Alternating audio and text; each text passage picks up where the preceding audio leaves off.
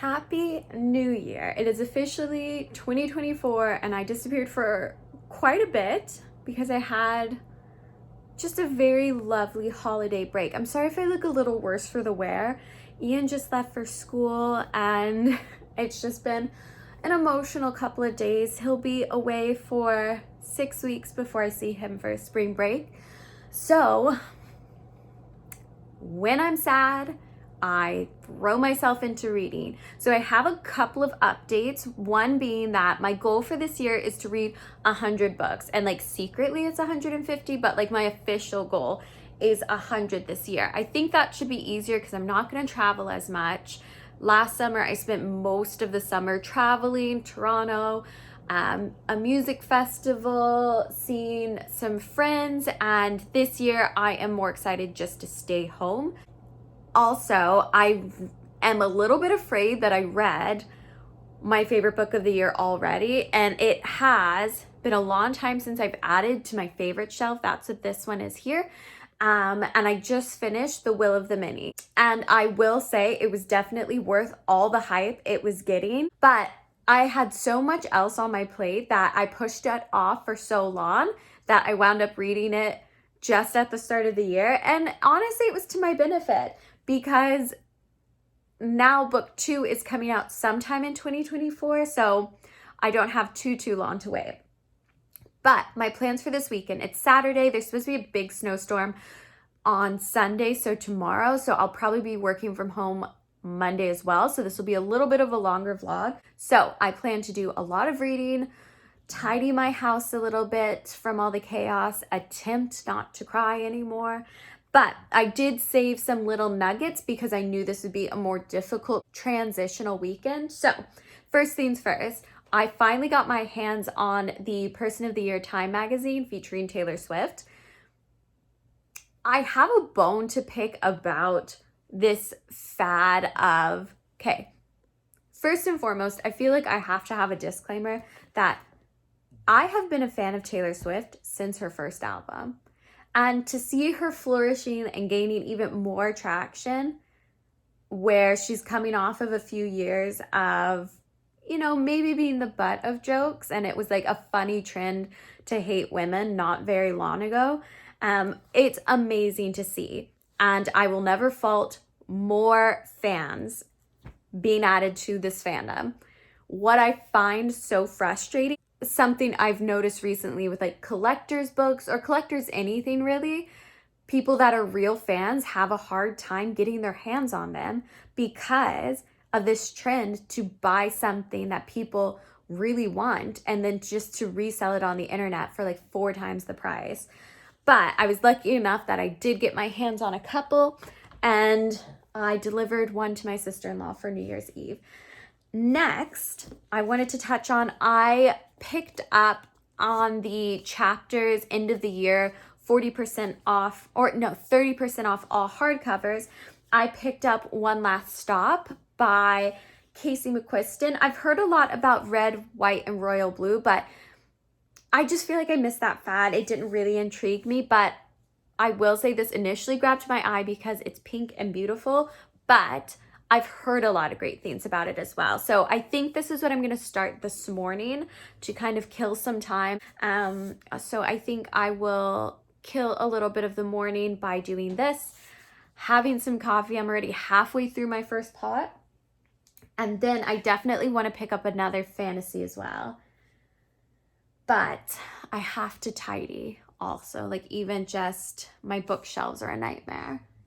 I did pick up, when I picked up this, The Will of the Many, I also grabbed The Book That Wouldn't Burn by Mark Lawrence. So I'm kind of excited to start that, but I don't know if that will be this weekend or not. So first things first, I will get started on this and check in when I know a little bit about this. Looks like the snow started a little bit early.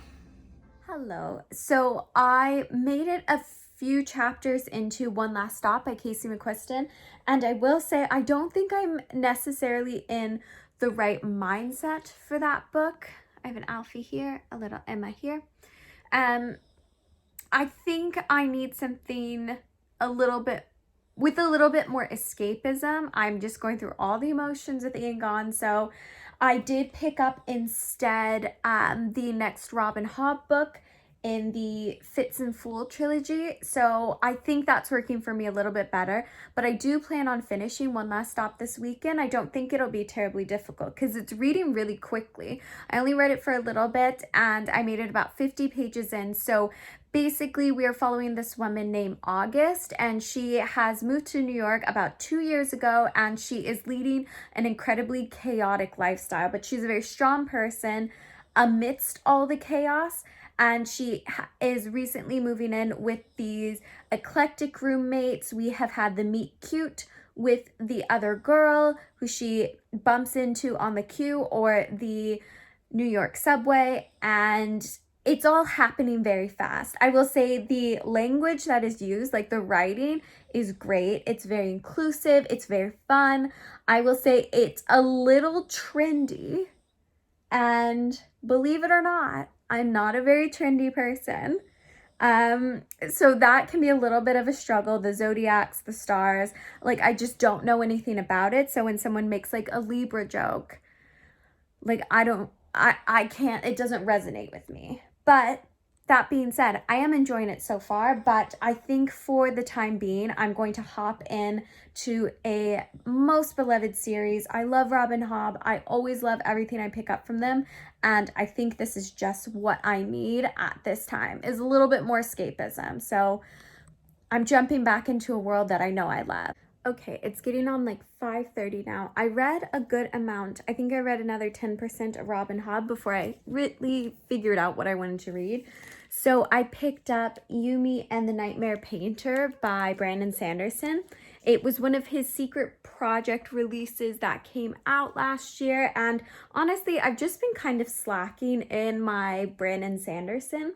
I've just been like into different sorts of fantasies and stepping out of the Cosmeres, but the announcement for book 5 in the Stormlight Archive has really reignited my wanting of reading Brandon Sanderson.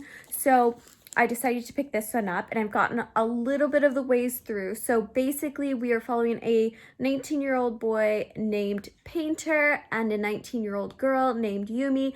Painter lives in a dark world that only has 2 sort of neon lights in a thoroughway through this dark world. There is a bright luminescent sort of teal light, and there is a luminescent sort of fuchsia light. Contrarily, Yumi lives in a world that has none of that sort of metropolis feel, but is in this kind of eternal sunshine, that it's always this beautiful sunny place. Yumi is one of the 13 chosen that can kind of speak to these otherworldly creatures so far that we know. And Painter has the very lonely occupation of roaming the streets in their night, or when everybody's resting because they're in eternal darkness, and painting the nightmares that truly come to life in this world as the only form of containment. That's as far as I've gotten so far, but I will say already I am pretty enraptured in this setup. I think the characters are young. I've read this, from what I've heard, this is kind of his foray into romance, which will be interesting. So it is a fantasy, but I heard it is more romance leaning. And I will say the narration is neither Yumi nor Painter. And while I'm only a couple of chapters in, I kind of have an idea of this sort of storyteller, and who might be conducting that. As well, we've already had a couple of references to Roshar, so it is definitely taking place in the Cosmere universe, and it's not shying away from that whatsoever from the hop. So it's very, very much rooted in the Cosmere. So I'm going to keep reading for a little bit. It's about 5:30 now, and the loneliness is finally starting to hit with Ian gone. So I'm going to read for a little bit longer, and then I think I will make some soup and a hot sandwich for lunch in preparation for the storm tomorrow, and kind of just get the night moving along. Good morning. So I finally got some sleep. I'm feeling a lot better this morning. I didn't get much other reading done and sorted. I kind of just petered around for the night. And then Ian wound up calling me when he got to Ontario and got settled in where he's going to be staying, and just fell asleep on FaceTime. But now, with new clarity, a good head on my shoulders today, we still have a full day of reading and probably a lot of reading for Monday as well, as there's going to be quite a big snowstorm. So these are going to be my priorities. I already made a pot of coffee and I'm going to get reading this morning. I will say I am super enjoying this one. One Last Stop is cute so far, but I still think I need to get a little bit invested in the characters.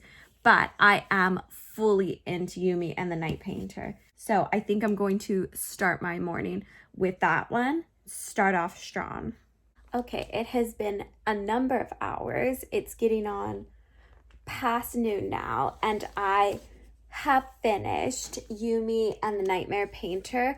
I really enjoyed this. This took me by surprise. So I know I had a really high rating on Goodreads, but it is like compulsively readable. Once I got to like the 50-page mark, and there's a bit of a Freaky Friday aspect to this book. I mean, not quite body switching, but they are kind of bouncing between each other's worlds and experiencing it for the first time in this world of light and darkness, where the two worlds don't really have any understanding or knowledge of each other. So we as the reader are finding things out simultaneously at the same time the two characters are. So that was a really interesting aspect to it. But also, I will say the romance was very wholesome. So our two characters are respectively 19 years old each, and it's just such a cute romance. So Yumi, I think I spoke a little bit about it before, but she is this kind of priestess of sorts and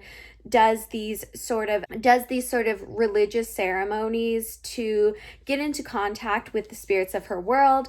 So she is beloved by the people and kind of sanctimonious, in a charming way, and very like tightly wound, whereas Painter is from this more urban environment where he is a little bit more loose and fast with the rules, and as he has to traverse into her world, he is just very baffled by how she is treated and how tightly her leash is kept, versus Yumi coming into the darker world and seeing how it's a sort of everything goes scenario. So I really enjoyed this. I would definitely recommend it. I would say as a standalone, yes, it definitely holds its own. But if you are really enthralled with the Cosmere already, there are so many nuggets in here. And I heard the Sunlit Man is going to be even more. Like, that is going to be a deep Cosmere kind of book. So I really love this. I will definitely pick up my own copy after I have my own copy of Tress of Emerald Sea. But after I read The Frugal Wizard's Guide to Saving Medieval England, which even the title alone just bothers me. I really did not like that book. I didn't finish it. I DNF'd it very quickly. It just wasn't funny to me. It wasn't interesting to me. The pithy kind of premise of it was even irksome. And it was my first Sanderson that I didn't like. And I would like be on the fence of saying like I truly disliked it. Probably wouldn't recommend it unless it was to a younger audience. So ever since that book, I've kind of taken my time and utilized my library before I commit to buying any of those secret projects. But this has restored my hope again. So that is one book down. It is relatively short. It's like 350 pages, so it is easy to kind of tackle in a weekend or a day if you have nothing else going for you like I do. So I'm going to get back to One Last Stop. I read up to page 60, I think. yesterday, so I will get back to that and pick up another fantasy, I think, because I still have majority of the day to go and a snow day tomorrow. So very happy with that though. I think I rated a 4 out of 5 star. It was very, very good. Okay, it is officially nighttime-ish. It's about 6:30 on Sunday, and I think I'm gonna soft DNF this right now. So I made it 65 pages in, and it's just not holding my attention. It is very wholesome, it's very sweet, it's very fun, but I think I will probably like this maybe in the summertime, like as a beach read. I think I will get more into it then, because right now it kind of feels like watching like a rom-com when you're in the mood to like watch Lord of the Rings for the 100th time. Like, I want an epic fantasy. I want to sink my teeth into something, get lost in a world, and this is just so sweet. And I don't want that to deter anyone from reading it because it's so cute, but it's just not the right read for me at the right time. I don't really have more updates. I only read about 15 pages more since my last update. So we're kind of at the exact same place that we were character-wise, plot-wise, when I left off last. So I think for now, I'm going to put this one aside, call it a day with that one, and maybe start my read for the week. So that being said, 2 books read, well, 1 and like a 5th read. I think I'm gonna call it a day with this vlog. So thank you so much for watching, and I will see you in my next video.